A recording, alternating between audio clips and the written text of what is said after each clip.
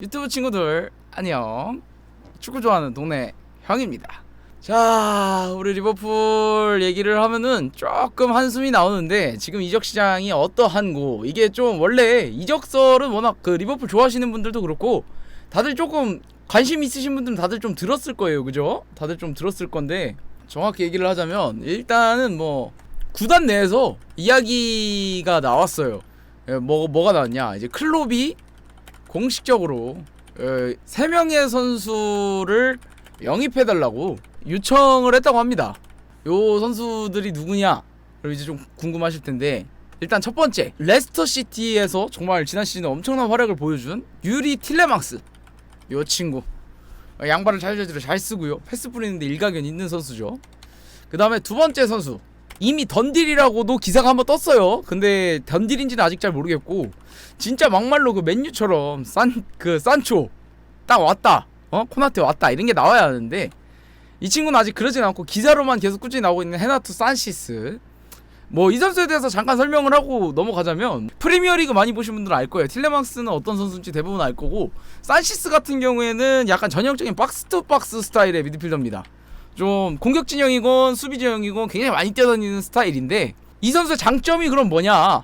이 선수 굉장히 일단 피지컬이 좋아요. 이 친구 키가 막 그렇게 크진 않거든요. 175 언저리야. 176인가 그랬던 걸로 기억해. 근데 요런 체형하면은 딱 떠오르는 선수 중에 한 명인데, 이 마라도나 같은 선수들 보면 키는 작지만 무게중심이 워낙 아래쪽으로 돼 있잖아. 그러다 보니까 잘 안 넘어져. 이 산시스가 이런 식으로 드리블을 해. 뭔가 데파울이라든가 요런 선수들처럼 좀 유려하게 그 수비 뒷공간을 드리블링으로 치고 나가는 스타일이 아니라, 진짜로 그냥 그 전성기 때의 차붐이 그랬다 그래요. 정말 그냥 다 부딪히고 가면서 뚫는 이런 유형의 드리블을 하는 선수, 유명한 선수로 우리는 아마 차두리 선수 기억날 거예요. 그냥 공 몰고 가면 애새끼들 와갖고 막 부딪히는데 그냥 알아서 전진을 하는 스타일이에요. 근데 이제 차두리 형처럼 얘들을 막 다 이렇게 튕겨져 나가면서 이렇게 모는 스타일은 아니고, 약간 그 뭐랄까, 이 부딪히고 끌고 가는 스타일인데 두리 형보다 순간속도가 좀 빨라요. 거기다가 창의력이 좋습니다. 창의력이 좋아가지고 이 전방위적으로 그 예전에 리버풀 하면 사비 알론소 같은 유형으로다가 이 공간을 향해서 이렇게 잘 찔러줄 수 있는 그런 킥력도 보유하고 있고, 무엇보다 이 친구 방금 전에 킥력이 좋다고 말씀드렸다시피 킥 자체가 좋아요. 그래서 중거리 슛까지, 요번 유로 보신 분들은 다 알 거야. 중거리 슛까지도 한 방을 노려볼 수 있는 선수인데, 이 단점, 그럼 이 친구 정말 완벽한 친구냐? 아니에요. 단점이 있죠. 단점이 뭐냐? 조금 공을 분출을 해야 되는 스타일이야. 어떻게든 공을 분출시켜야 되는 스타일이야, 얘는. 그러니까 이게 그 보면은 티아고라든가 뭐 혹은 데파울 요런 선수들이나 브루노 페르난데스, 이렇게 좀 템포를 조종하는 선수들 같은 경우에는 우리 선수들과 상대 수비의 움직임을 보면서 그 흐름을 좀 이렇게 몰고 가면서 우리가 유리하게 공을 배달시키는 입장이라면, 얘는 일단 받으면 무조건 분출시킵니다. 이게 드리블을 통해서건 그 킥을 통해서건 무조건 분출시키는 스타일이다 보니까 경기 흐름을 조율할 수 있는 선수는 절대 아니다. 그리고 두 번째 단점은 킥력이 좀 랜덤해요. 좀 랜덤 박스 같습니다. 우리 요런 패스를 정말 잘하는 선수라고 하면은 이 레알 마드리드의 교수님 토니 크로스가 있죠. 크로스 선수 같은 경우에 킥이 이렇게 뚝 가면은 정말 패스를 잘한다고 느끼는 게, 이 패스가 발 앞에서 톡 멈춰요. 그러니까 이게 공을 받는 사람도 받기 쉽단 말이야. 근데 문제는 뭐냐면, 이 친구 같은 경우에는 저기? 알았어, 맞고 뒤져라 하고 줘버리기 때문에 잘 가는 패스도 분명 있으나 못 가는 패스를 보면은, 야, 저거는 받는 새끼가 진짜 뒤지게 뛰어야겠다 하는 패스가 좀 많이 나와요. 그래서 그 릴에서는 그 장점이 좀 부각될 수 있었던 이유가, 반바라든가 그리고 일마크 선수도 그렇고 뒷공간을 좀 팔 수 있는 유형의 선수들이 많잖아. 이코네라든가 뭐 이런 선수들이 굉장히 따다다다 뛰어가고 잘 받는, 얘가 패스를 조금 엉성하게 주더라도 속도를 살려가서 받는 경우가 가능했어. 근데 문제는 뭐냐면, 얘가 우리가 만약에 약팀을 상대할 때 좀 가둬놓고 팰 때는 그 장점이 많이 상쇄될 수가 있다. 그리고 좀 이 축구 지능적으로 좀 뛰어나다 안 뛰어나다를 얘기할 수는 없지만, 지금 우리 크로아가 우리는 왜 부상 잘 당하는 선수만 사는 거야? 저도 그게 좀 의문입니다. 틸레망스도 사실 부상에서 자유로운 편은 아니거든요. 저도 그게 진짜 의문이에요. 이 정도면 거의 부상 패티시가 있는 정도가 아닌가라는 생각이 좀 들긴 하는데, 어쨌든 이 축구 지능이라고 보기 좀 어려운데, 그러니까 이거를 이렇게 싸잡아서 욕하긴 좀 그래요. 저도 그렇다는 건 아는데, 이 친구 좀 그게 좀 별로야. 그러니까 피지컬이 워낙 좋아. 피지컬이 워낙 좋고 이 킥력이면 킥력, 드리블링이면 드리블링, 속도면 속도, 나쁘지 않은 친구거든. 그러다 보니까 자기가 축구를 잘하는 걸 알아. 그래서 자신이 있어. 근데 문제는 뭐냐면 그거가 봐봐, 원래 싸움이라는 게 그래요. 싸우지 않고 이기는 게 제일 잘 싸우는 거다 라는 말이 있잖아요. 이 친구는 무조건 싸워야 돼. 이 친구는 진짜 뒤지도록 싸우는 스타일이에요. 그냥 무조건 나가 막 그냥 무조건 그냥. 그러니까 뭔가 이렇게 동료를 이용하는 패스라든가 동료를 이용해 공간을 창출하든가 이런 부분에서 좀 약점이 있는 선수야.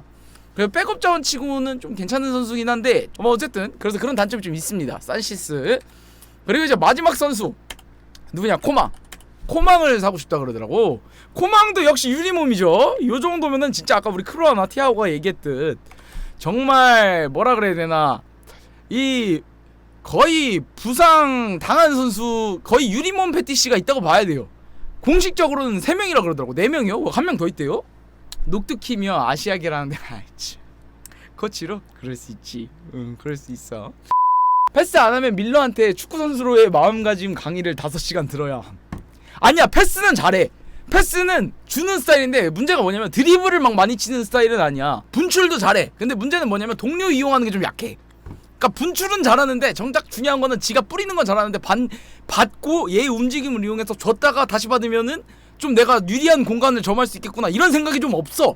그리고 기존 자원 잘 지키겠죠 라고 얘기했는데 그 얘기도 이제 해야죠. 기존 자원, 제가 사실 뭐 여러분들 강력하게 알고 있는 필립스 맘 아니겠습니까? 제가 필립스 맘인데 나갈 것 같아요. 우리가 지금 조금 이거는 안타까운 얘기긴 한데 파비뉴 뭐 반데이크 이런 선수들은 당연히 지킬 것 같고, 문제는 뭐냐면 이게 그러면은 우리가 지금 이적 자금이 어떻게 되면 한정돼 있어요.